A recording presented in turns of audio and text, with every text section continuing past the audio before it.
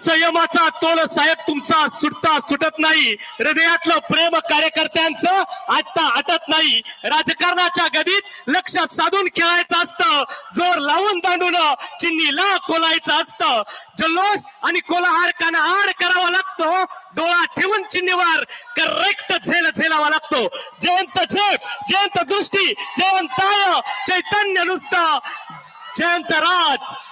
जिथं तराजून प्रेम कधी तोलायचं नसतं आणि जिथं जयंत पाटील तिथं जास्त काही बोलायचं नसतं. यानंतर बोलतात जयंत पाटील.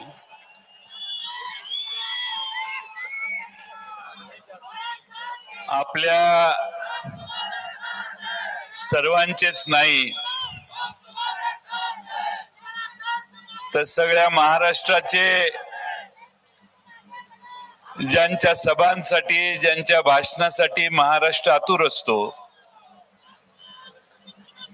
आणि ज्यांच्या नेतृत्वाखाली आमची महाविकास आघाडी महाराष्ट्रामध्ये 48 जागा अतिशय प्रभावीपणाने लढते आणि सुरुवातीला ही रंगणार नाही, महाविकास आघाडीचं काही चालणार नाही असा समज करून देणाऱ्यांच्या समोर एक प्रचंड मोठं आणि यशाचं घवघवीत यश मिळवणारं असं आव्हान निर्माण करणारे आपल्या सर्वांचे लाडके उद्धवजी ठाकरे साहेब, आज ज्यांच्या भाषणाला आपण नेहमीच आतुरतेनं ऐकत असतो, पाहत असतो, ते संजयजी राऊत साहेब, काँग्रेस पक्षाचे नेते विश्वजीत कदमजी, आपले उमेदवार चंद्रहार पाटीलजी,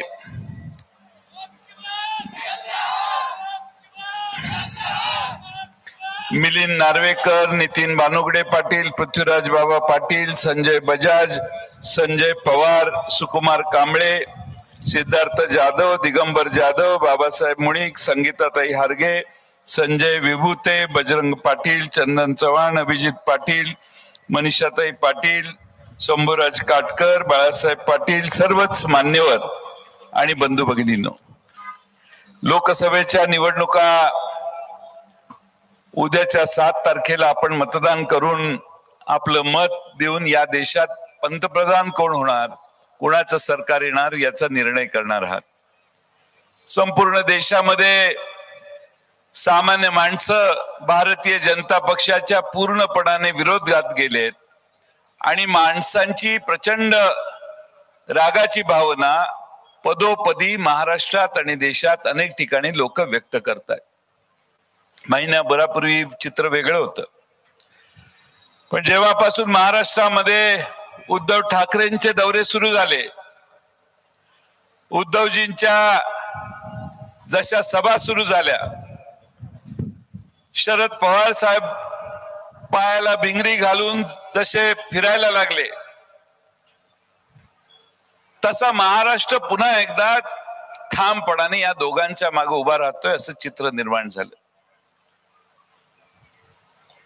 महाराष्ट्रामध्ये मराठी माणसांनी तयार केलेले 2 पक्ष फोडण्याचं प्रायश्चित्त भारतीय जनता पक्षाला द्यायचं, हा निर्धार मराठी माणसांनी महाराष्ट्रात केलेला दिसतोय.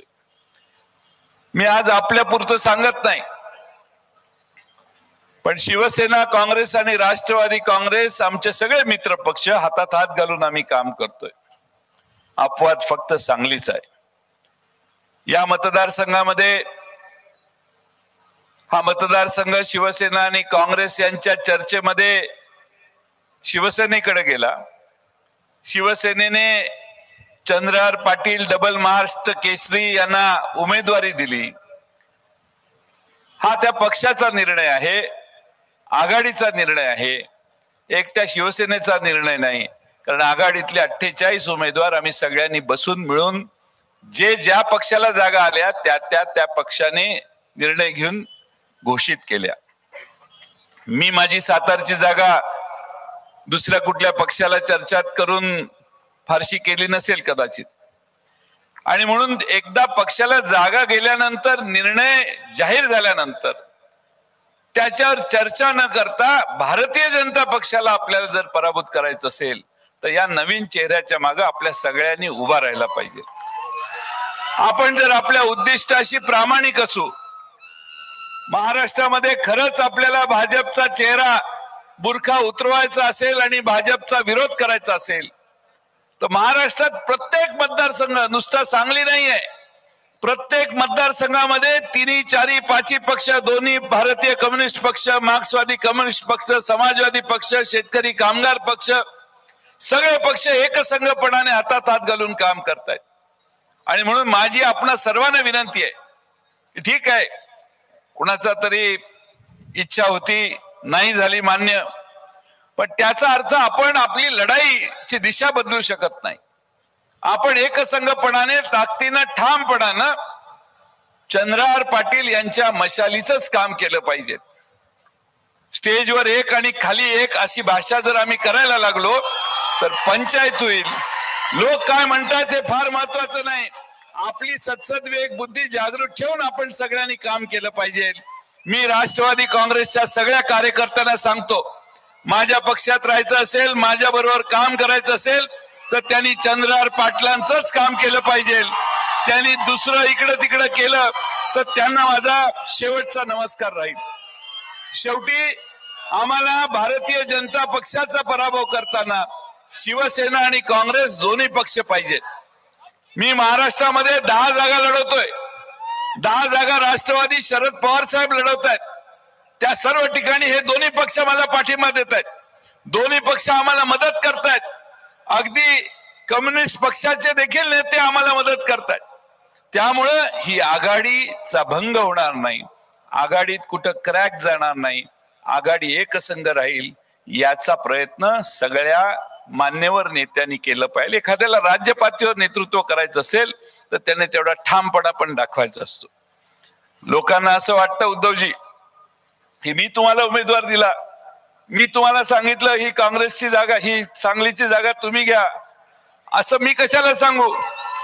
मला माझे 14 जागा पाहिजे होते, 13-14 जागा पाहिजे होत्या. मिलिंद नार्वेकर तिथं होते साक्षीला. 13-14 जागा मिळवताना मला नाकीनऊ झाली. अनेक जागा आम्ही सोडल्या. ईशान्य मुंबईची जागा संजय राऊत यांनी आमचा म्हणजे कधी काढून घेतली आम्हाला कळलंच नाही. तसं आम्ही भंडारा गोंदिया लढवणार होतो, कारण आम्ही मूळची जागा ती आमची तिकडं अमरावती जागा आमची मूळची जागा. तिकडं अपक्ष एक मागच्या वेळी आम्ही अपक्षाला पाठिंबा दिला तिकडं, आम्हाला त्यावेळी काय बुद्धी झालेली कुणास ठाऊक, पण आम्ही तिकडं अमरावतीला अपक्ष उमेदवाराला पाठिंबा दिला. नवनीत राणा ताईंना आमचा पाठिंबा आम्ही दिला. निवडून आल्यानंतर 3ऱ्या दिवशी भाजपच्या दारात जाऊन बसले. त्यामुळे अपक्षांना निवडून देणं फार धोक्याचं आहे.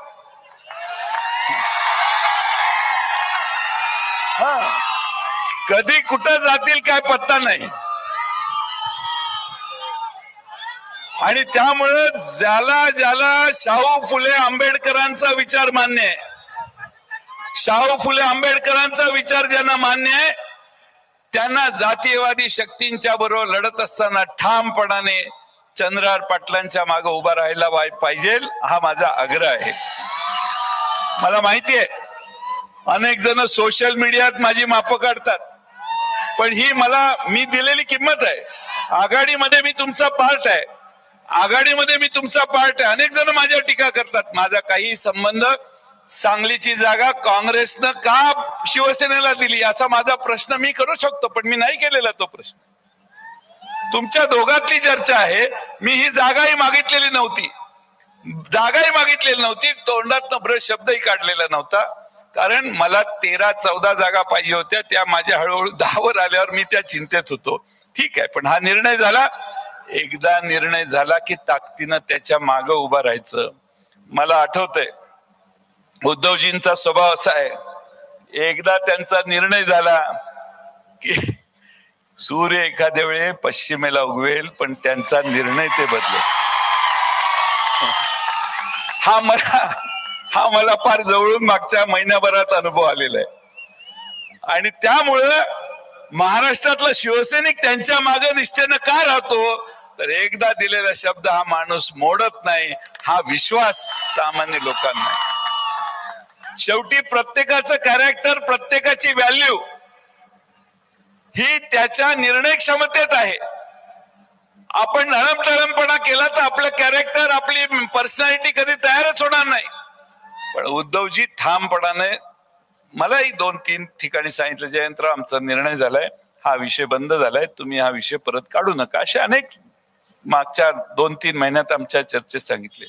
ठामपणा आणि स्पष्टपणा, तुम्ही त्यांचं मार्गदर्शन ऐकाल, मला खात्री आहे. या सांगलीकरांना माझी विनंती आहे की नेता कसा असावा.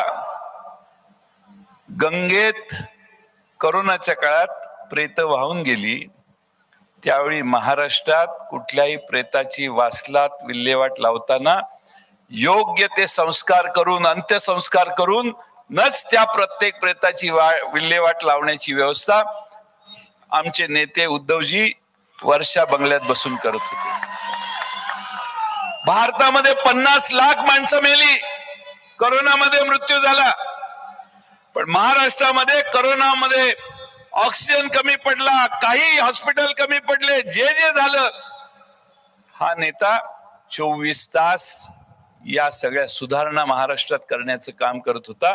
म्हणून देशामध्ये उद्धवजींचं नाव उत्तम मॅनेजमेंट करोनाच्या काळात केली, म्हणून आज देश त्यांचं नावलौकिक नाव घेतो.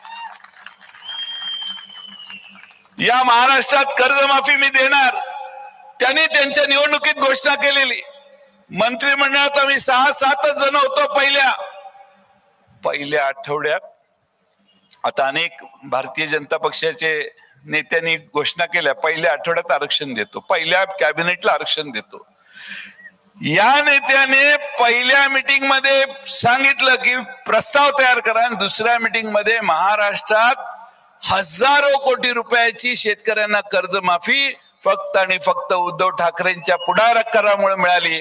हे मित्रांनो तुम्ही समजून घ्या. आणि म्हणून आज महाराष्ट्र पुन्हा एकदा त्यांच्या मागं, शरद पवार साहेबांच्या मागं उभा राहतोय.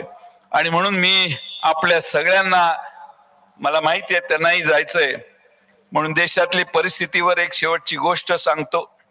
भाकरी करपली, आचारी म्हणाला तवा बदला.